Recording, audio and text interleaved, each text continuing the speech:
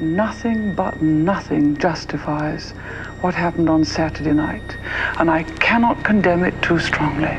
The only way to defuse this situation is by decreasing the presence of the police within the area at the present time, because they see the police as their target, as the target that they want to attack. People are really rather afraid that this country might be rather swamped by people with a different culture. How long can you suppress a feeling? Right? How long can you suppress a feeling, man? It was a very good atmosphere before the problem. Very good atmosphere. We had a feeling that we just weren't wanted in this country. Weren't wanted, that we were despised. It was the only place that you felt really comfortable, that the police wouldn't just always be able to grab you. From this cruel world, we could go there and just be with our kin. We thought it belonged to the West Indian community. They just stop any and every black person, young or old, but especially kids, victimized for no other reason other than he is black. Quite clearly, we've got to limit any further mass immigration into this country, and if any people wish to return to their country of ethnic origin, they should be encouraged to do so. The police should recognise that, in fact, it's not on to treat people in what seems to many blacks in Brixton as an oppressive and unjust manner. That riot was the beginning of the change, and people started to recognise that we had rights. The riot showed everybody that if you ignore a certain community for so long, you shit on them for so long, they're going to rise up.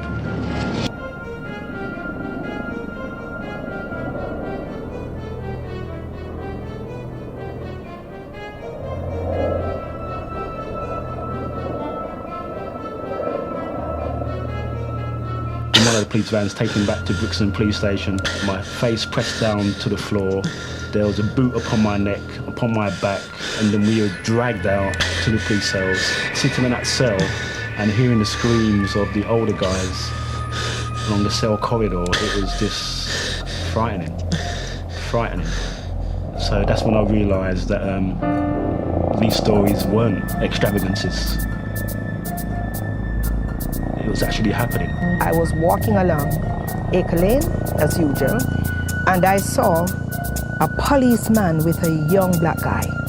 And he was really giving it to him, boxing him, dragging him, and my heart began to pound, and I thought, oh my God, he's going to kill that boy. And then someone was coming up to me and I looked, and it was a tall, handsome policeman. And he looked down at me and he says, what are you looking at? And I says, I'm looking at the way he's doing that boy. And he says, mind your own business and go your way before you get your share.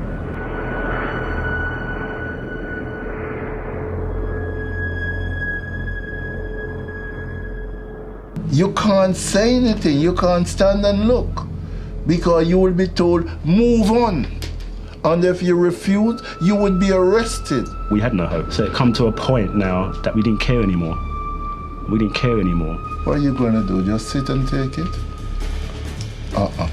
You reach a point where you can't take anymore. We're going to do something about it. What we're going to do, you don't even know.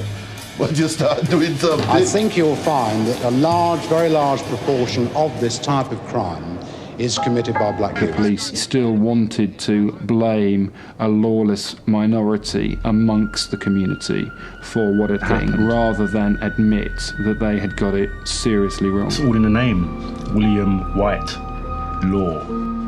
That was what the government was all about. White law. They had to back off. You know what I mean? And they couldn't, some of them couldn't even get in their cars and reverse up the road. They had to run. It was great. It was like what you always wanted to see. You always wanted to be a policeman, innit? That's just how it went. I felt at ease with myself. I didn't feel like I'd done something wrong.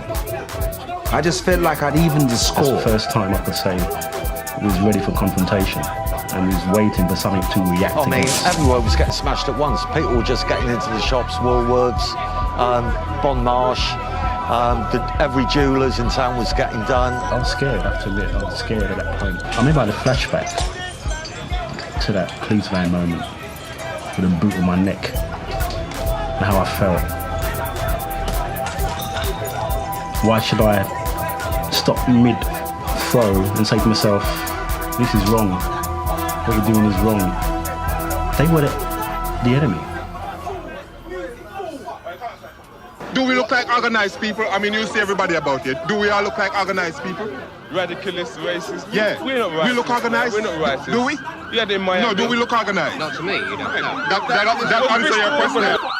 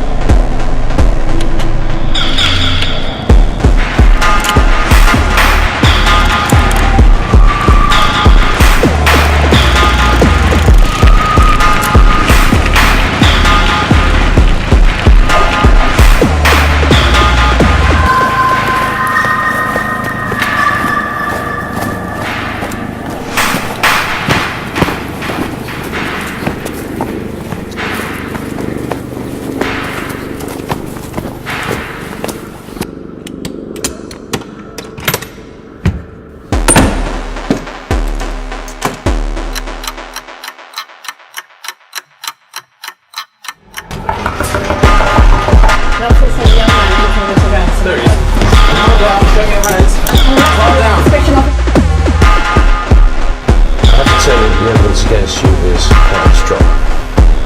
You've identified as the person who's you're not able to sufficiently account for your whereabouts at the time of the incident. I believe the evidence against you is so strong that the police will charge.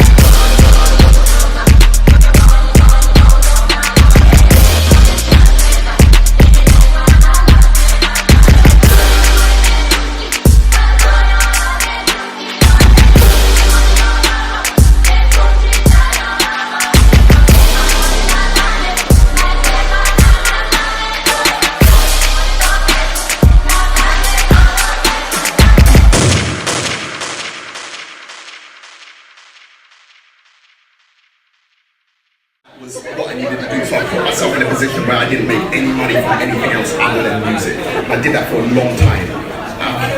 Probably the hardest thing is convincing other people of your vision and your dream and getting them to not ridicule you and keeping your mental energy on point, because it can be difficult when you're working towards your own goals and your own dream. You can always bring yourself down, doubt.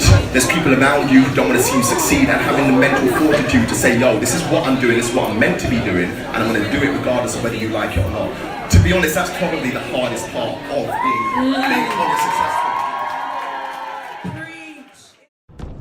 Yeah, the 45 ting, the man stopper. Only top shot got one of these, blood. Can knock a ultra a brick wall by, kick like a horse, and ammo scarce on the road.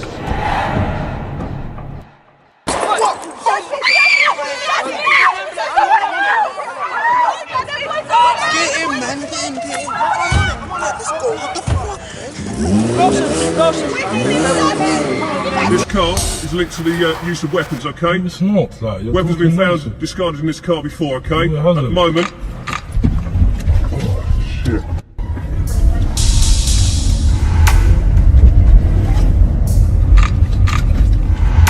Right, they're gonna move, man. Oh my days.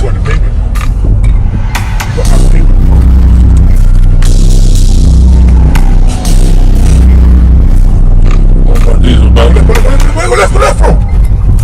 I'm gone. Hey, bust these back, bro.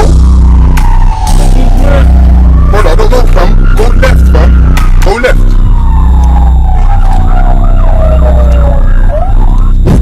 Fam, you got to low, fam. Bro, please, hold on, it's the same thing, bro. If you try to man with the what, bro?